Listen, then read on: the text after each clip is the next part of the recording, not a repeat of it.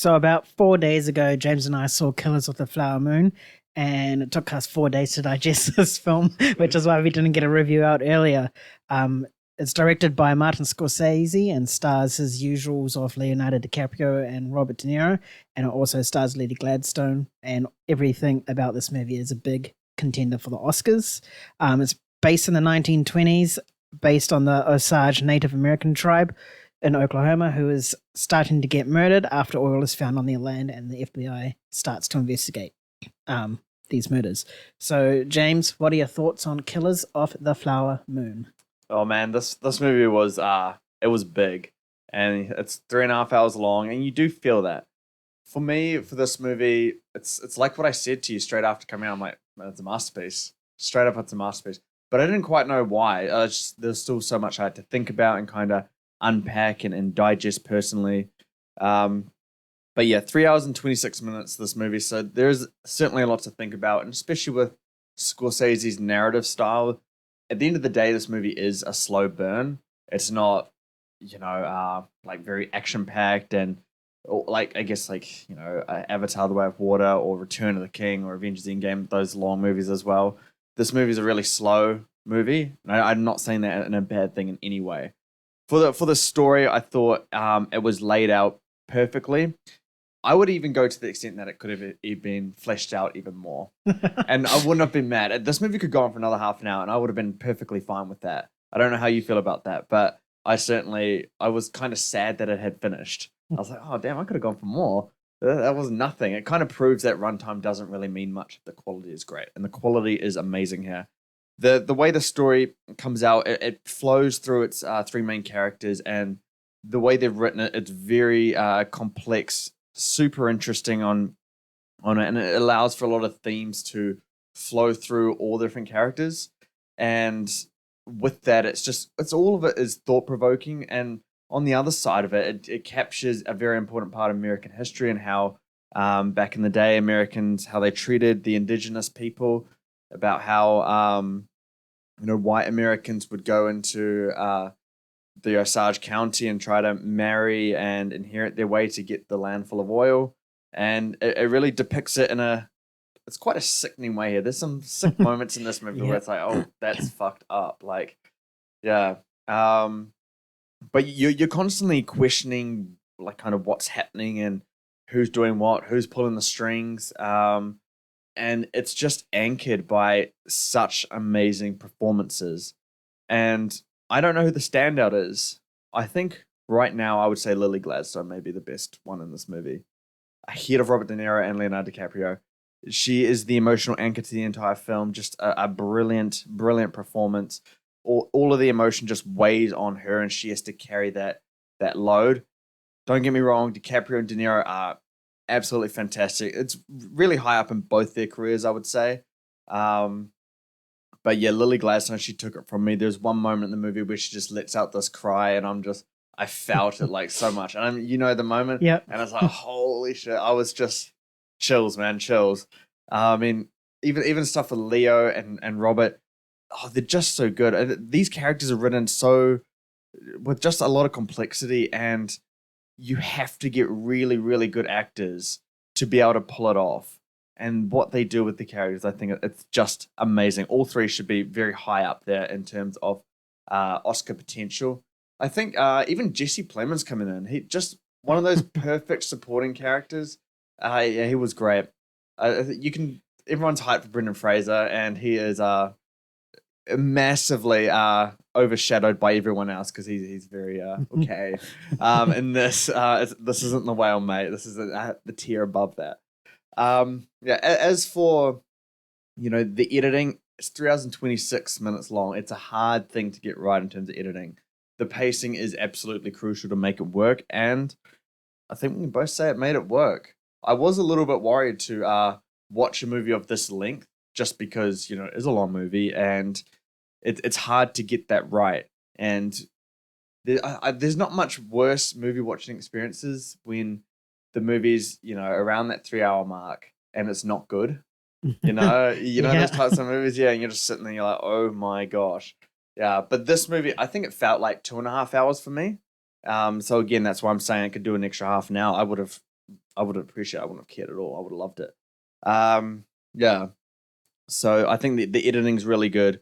As for the visual style, excellent as you would. It was the cinematographer was Rodrigo Prieto, who also did Barbie this year. So 2 little candidates in that Oscar race there. Yeah. Just Nan's making a goofy face at me. But yeah. So yeah, what he's done here, I think it's an excellent job. It perfectly supports the movie. It just captures I guess the brutality of everything. Also captures in the era of time that they're in, and I thought it was just absolutely brilliant. When you come to the production design, shot in Oklahoma, where the historical events actually took place, and it took place in real Osage houses and stuff. So it's taking you're just getting a really accurate depiction of what happened because it is being shot in the place where everything actually happened, and it's just it just makes it so immersive, and it's very rare for a movie to be, or a movie for me to be heavily immersed in it when it's at a movie of this scale. Usually, I only get really immersive at stuff like, I guess Dunkirk, Interstellar, Avatar, Top Gun. Those big screen, large format stuff. But it's very intimate. It's a slow movie, but I was just so immersed because all the technical aspects of the movie are just so far ahead of most things that are coming out at the moment, and it just shows Scorsese's at the top of his craft.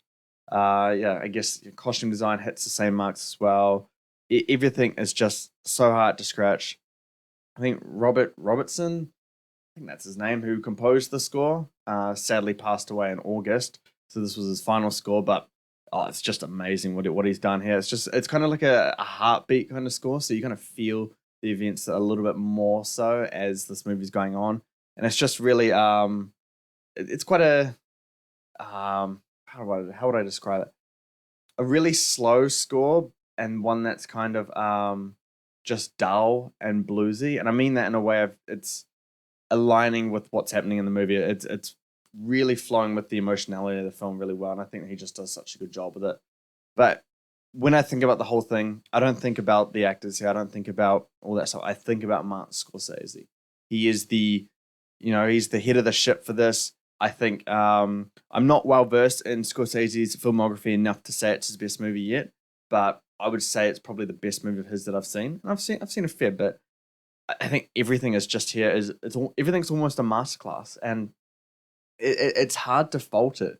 And I guess it's maybe the best movie of the year, maybe top 3. It's just so good, and it's something that's so extremely polished, and it's very, very, very rare for a director to get to this kind of level of quality with a movie. And I'll go to another level again with this and say that watching this movie, it's only a type of movie that, not many directors have hit. And you can go as far as to say as Christopher Nolan, Denis Villeneuve, they haven't hit this level of filmmaking yet. Steven Spielberg may be the only one around who can hit this kind of level of, filmmaking quality. So I absolutely loved it. I'm looking forward to doing my score. But what were your thoughts? I'm glad I put it as number 4 on my most anticipated. The name curse is broken. No, it's not. Oh. No, you've made bad mistakes this year. I'm not forgiving them. Well, no. Yeah. I put it on number 4 as a reason. Martin Scorsese and Leonardo DiCaprio, they're always great together, and clearly this film shows it again. Yeah. You talked a lot. It's hard to. I think the way.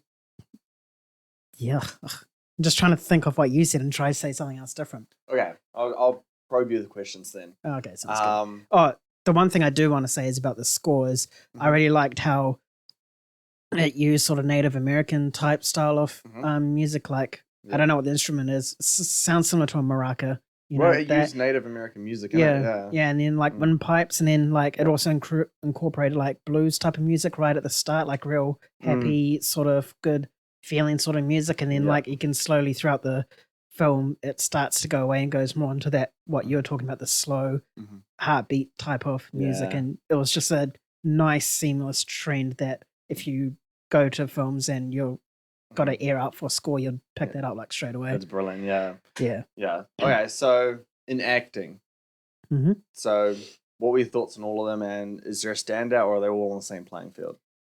You said Lily Gladstone was the standout. I think they're all on the same playing field. What Lily Gladstone did, she was, I wouldn't say barely in it, but barely in it compared to the other two. Most of the time she was in bed, and the way that she acted while she was in bed was absolutely fantastic. Yeah. And then like she had those emotional moments is where she really, really, really, really shines. And that last scene, that she's in was just the nail in the not nail in the coffin, but cherry on top of the cake. Yeah. Robert De Niro. This is probably one of the best things I've seen him in. I haven't seen any of his earlier stuff from the 90s and earlier, but I think this is easily one of the best things. And I think what's his name, Robert Downey Jr. has like a strong contender for supporting actor for sure. Definitely. For me, I think it's between these two at the moment. I haven't seen everything else or the other actors in it.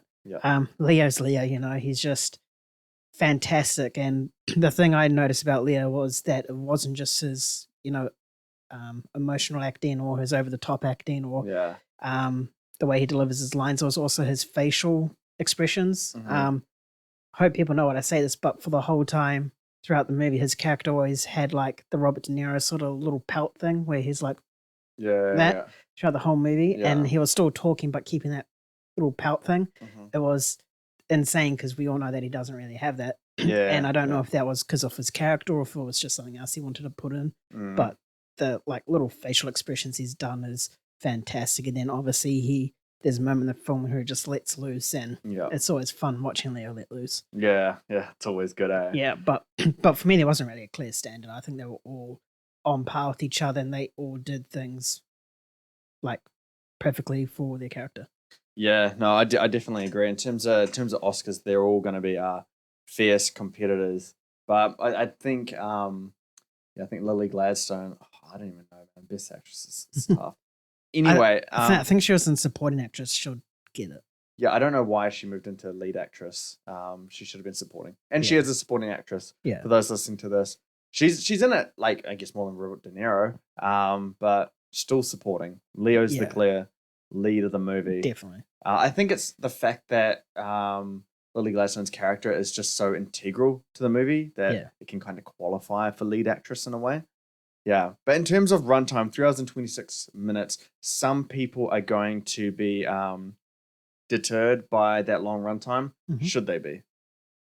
I know. No. If you're a fan of Scorsese and you're a fan of good cinema, definitely go watch this because, like you said, it just breezed by.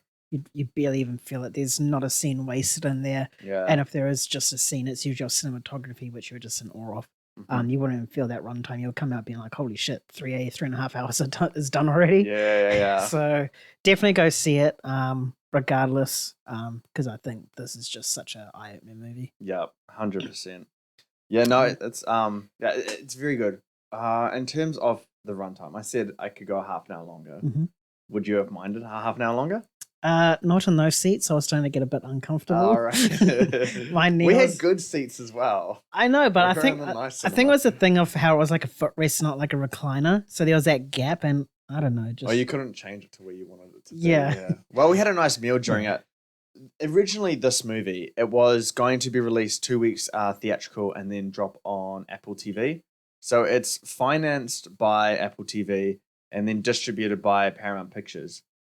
If we had to watch this movie at home, would it have the same effect, or would we love it as much, or is this a movie that people need to see in the cinema?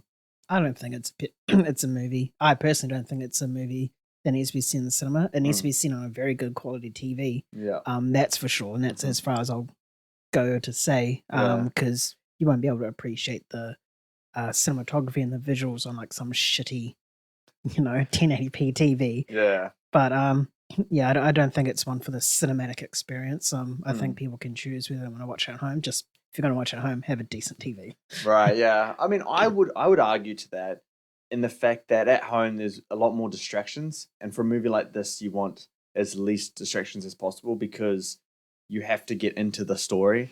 And if you get into the story, and if you don't get into the story because you're distracted or you missed little bits of information, then it's very hard for you to get into the movie, and it's a long movie to sit through if you're not really into it. So it's a movie that you kind of need full focus to watch. So, but I agree in the sense that visually and through its sound, it's not really. It doesn't have to be seen in a cinema, but a good quality TV will do the trick. Yeah. I know this is a front runner for Oscars in pretty much all the categories. Do you think that's justified now after seeing it? Why you ask me? Yes, of course. Yes, no. Oh man, it deserves all the Oscars. And we've been talking about when we came out of Oppenheimer, we said that Downey Jr. and Murphy pretty much has the Oscars, and now we're coming out of this. Who would you pick right now to win?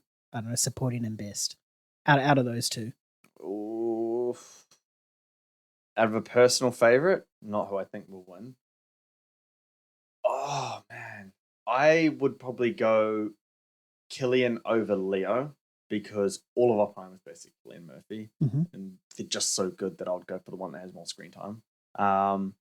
And then